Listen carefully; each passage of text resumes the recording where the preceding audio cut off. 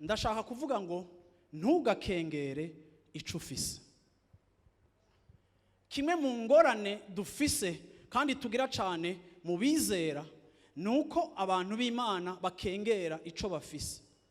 Burya kenshi ico ufise uba ugifise. Hariho ubwoko bw'abantu babiri bafise ico bafise. Hariho abantu bafise ico bafise kandi barakirondeye, barigeze kucipfuza. Kubwo kukirondera cane no kucipfuza gose baratevye baragishika ko uyu munsi baragifise. Ariko hariho n'abandi bantu bafise ico bafise kanaka mu buzima bwabo, ariko bahawe batigeze bacumukurira, cikoze, cabaje ko gutyo gusa, nta kigoro bakigizeko, ntaco barondeye, barakivukanye. Bamwe bavutse bifitiye ubwenge, bamwe bavutse bafise iragi, abandi bavutse bafise ubukerebutsi kanaka, abandi bavutse bafise ibintu vyiza bafise.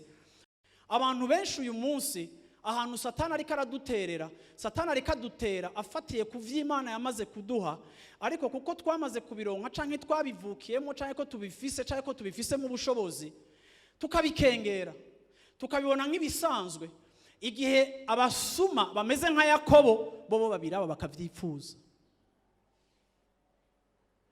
Ngenda kubwire ngo aho tugwira canke aho intambamyi zacu zishikira sino mu vyaha.